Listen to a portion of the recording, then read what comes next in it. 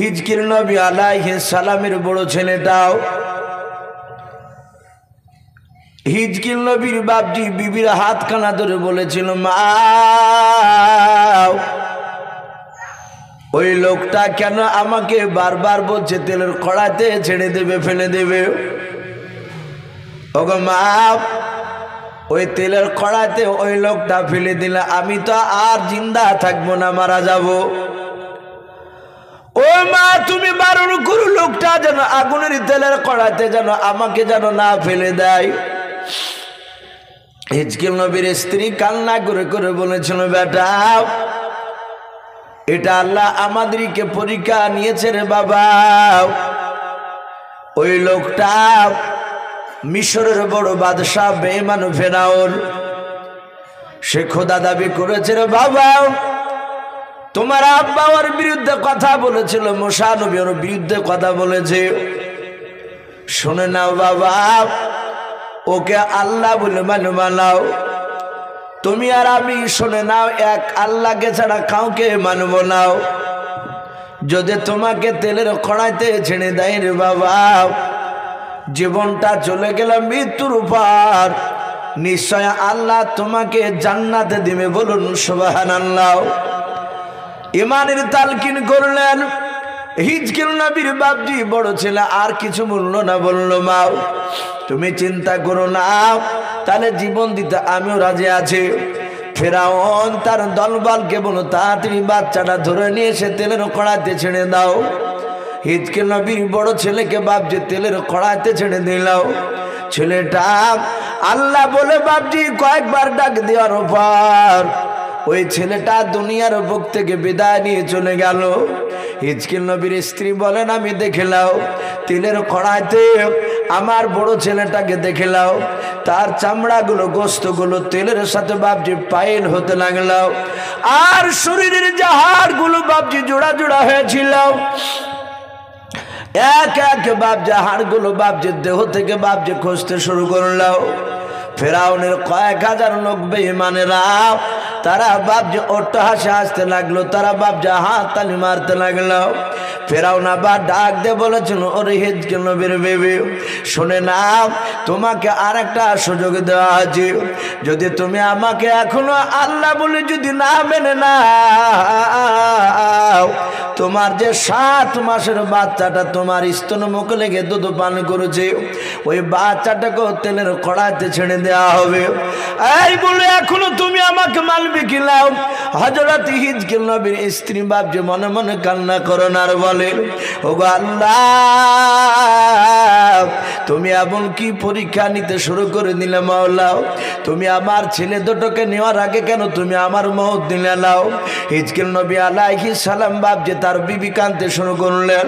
কেতাবে পাওয়া যায় হিজকিল নবীর 7 মাসের বাপজি দুধের সন্তান, যে সময় বাপজি বাচ্চারা কথা বলতে পারে না, ওই সময় বাচ্চাটা মার স্তন থেকে বাপজি মুখটা টেনে নিয়ে বলেছিল, ওগো মা তুমি কান্না করবা না, আমার ভাই যখন জীবন দিয়ে দিয়েছে মা, আমি তোমার কলিজার টুকরা সন্তান ওই বেঈমানের আগুনে জীবন দেওয়ার জন্য তৈরি হয়ে আছে। বলুন সুবহানাল্লাহ। আর ইমান দুর্বল থাকতে পারে?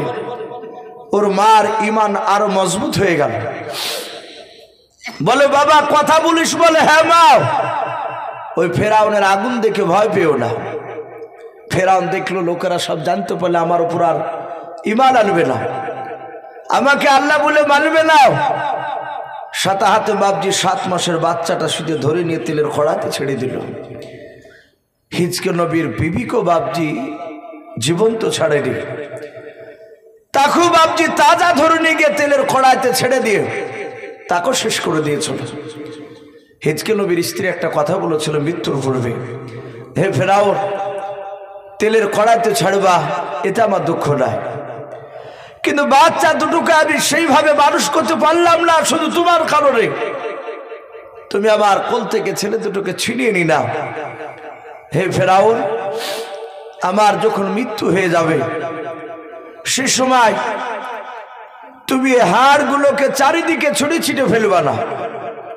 ফেরাউন বলল কি করব? বলে আমার ছেলে, 2 ছেলের হাড়, আর শোনে না আমার হাড়গুলো একটা পুটলাতে বেঁধে ওই যে সামনে একটা পাহাড় দেখতে পাওয়া যাচ্ছে, ওই পাহাড়ের চূড়ায় দাফন করে দেবা। আমি কমসে কম কিয়ামত পর্যন্ত সন্তানদেরকে নিয়ে একটা কবরই শুয়ে থাকবো। ফেরাউন এই কথাটা মেনেছিল, তাদেরকে সেখানে বাপজি দাফন করেছিল। কিতাবে এসেছে আপনার আমার নবী জনাবে মুহাম্মদ রাসূলুল্লাহ সাল্লাল্লাহু তাআলা আলাইহি ওয়াসাল্লাম বিশ্ব নবী মেরাজের রাত্রিতে যাওয়ার সময় জিবরিলের সাথে যখন যাচ্ছিলেন বোরাকে চেপে, তখন দেখলে ওই পাহাড়ের ভিতর থেকে বাপজি জান্নাতুল ফেরদাউসের খুশবু বের হচ্ছিল। বলুন আলহামদুলিল্লাহ। ভাই আমি বলছিলাম সেই ফেরাউন, আপনি খেলেন, সেই ফেরাউন বেঈমান বাপজি তার জীবনীতে লিখেছে সে প্রথমে তরমুজ আগলানোর আগলদার ছিল। আমরা জানি যে মাঠের ফসল যারা আগলায় বাপজি তাদেরকে আপনার বলা হয় আগলদার বলে, এখন তো নাই প্রায় মাঠে। তো সেই ফেরাউন খুব বাপজি আপনার বুদ্ধিজীবী সে ছিল না, তার আর একটা বন্ধু ছিল, তার নাম ছিল হামান। টাক বলি, তার মাথাতে এবং তার গালে একটা চুল দাড়ি বাড়ায়নি। সে টাক হামান ক্রিটিক্যাল বুদ্ধিজীবী, আর এই দিকে ফেরাউন বাপজি তার গোড়া বুদ্ধি নিয়ে অনেক জায়গাতে সে অপমানই হতো, কিন্তু হামান তাকে যুক্তি তো বুদ্ধি দিয়ে ফেরাউনকে বাপজি বলা হয়েছে, তাকে মিম্বার প্রধান এভাবে করতে করতে মিশরের বাপজি সে একদিন বাদশাহ হয়েছিল। সম্মানিত ভাইরা আমার, বাবা জীবনেরা, ফেরাউন যখন বাদশাহ হয়েছিল রাজত্ব চালাতে গিয়ে বেঈমান ফেরাউন একদিন রাত্রিবেলায় স্বপ্ন দেখছে যে আসমান থেকে একটা আগুনের টুকরা খসে, আগুনের কুণ্ডুক খসে তার সিংহাসনে পড়ে বাপজি সিংহাসনটা পুড়ে গেল। কোন মুফাসসির কেরাম লিখেছেন ফেরাউন যে চেয়ারে বসে থাকতো সেই চেয়ারটা বাপজি আপনার ধ্বংস হয়ে গেল। ফেরাউন রাত্রিবেলায় স্বপ্নটা বাপজি দেখার পরে সকালবেলায় তার রাজ দরবারে হামানকে ডেকে বলল, ভাই আমি রাত্রিবেলায় স্বপ্ন দেখেছি, এ স্বপ্নের মানে কি হবে বলো। সমস্ত বাপজি আপনার স্বপ্নবিদ যারা ছিল, যারা স্বপ্নের ব্যাখ্যা করতে পারত, সে সময় প্রায় মোটামুটি 1003 বাপজি গোটা মিশরের মধ্যে স্বপ্নবিদ তারা এসে ফেরাউনের স্বপ্নটা বাপজি ব্যাখ্যা করতে লাগলো। ফেরাউনের বাপজি আপনার ব্যাখ্যা সবার একটাই বাপজি মত হলো, তারা বলল হে বাদশাহ, আপনার এই সিংহাসন ধ্বংস হওয়ার একটাই এটা ইঙ্গিত পাওয়া যাচ্ছে যে মিশরে এমন একটা বাচ্চা আগামীতে জন্ম নিবে যে বাচ্চাটা আপনার সিংহাসনটাকে আপনাকে কেড়ে নেবে, আপনাকে হয়তো রাজা থেকে শেষ করে দিবে। ফেরাউন বলল, সব জ্যোতিষীরা তো একই কথা বলছো। ওগো বন্ধুরা, সেই যে আমার সিংহাসন ধ্বংস করবে সে বেটা ছেলে না মেয়ে ছেলে? বলে বেটা ছেলে। বলে বেটা ছেলে যদি হয় তাহলে বলো সেই যুবক কি জন্ম নিয়েছে না আগামীতে নিবে? জ্যোতিষীবিদরা বলল এখনো জন্ম নেয়নি, কিন্তু আগামীতে আসবে। ফেরাউন আর একটা কথা বলে, তাহলে বলো কোন বংশ থেকে আসবে? ফেরাউন বলল যে বংশটা বলতে পারলে একটু সুবিধা হয়। স্বপ্নবিদরা বলল আমরা স্বপ্নের ব্যাখ্যায় পাচ্ছি যে বংশ থেকে ওই ছেলেটা জন্ম নিবে সেই বংশটা হবে বানি ইসরাইল বংশ। বলুন আলহামদুলিল্লাহ। কোরআন শরীফে বাপজি 15 পারায় বানি ইসরাইল বলে একটা সূরা আছে, 114টা সূরার মধ্যে। আমি আর একটু বলি আপনাদেরকে যদি 1,24,000 নবী রাসূল যদি আমরা ধরি, মাত্র 6টা নবী, এতগুলো নবী রাসূলের মধ্যে থেকে 6টা নবী রাসূল অন্য অন্য বংশে জন্ম নিয়েছিল। এই 6টা নবী রাসূল বাদ দিয়ে সমস্ত নবী রাসূল আল্লাহ যা পাঠিয়েছিলেন সবাই ছিল ওই বানী ইসরাইল বংশ থেকে। বলুন আলহামদুলিল্লাহ। তাহলে বংশটা কত বড় বাপজি, দামি বংশ। ফেরাউন বলল তাহলে বানী ইসরাইল বংশ থেকে জন্ম নিবে? বলে হ্যাঁ। ফেরাউন বলে তাহলে বাঁচা গেল। কেন? কারণ ফেরাউন যে বংশের সন্তান, ফেরাউনের বংশকে বাপজি কিপ্তিয়া বংশ বলা হয়। কোরআন শরীফে এসেছে এদের বংশের কথা। ফেরাউন বলল আমার কিপ্তিয়া বংশের যত যুবক রয়েছে সবাইকে আমি চাকরি দেব। সবাইকে রাজ দরবারে বাপজি সভাতে ডেকে বলল আগামী কাল থেকে বানী ইসরাইল বংশের যত বিবাহিতা নারী রয়েছে, যত বিবাহিত যুবক রয়েছে,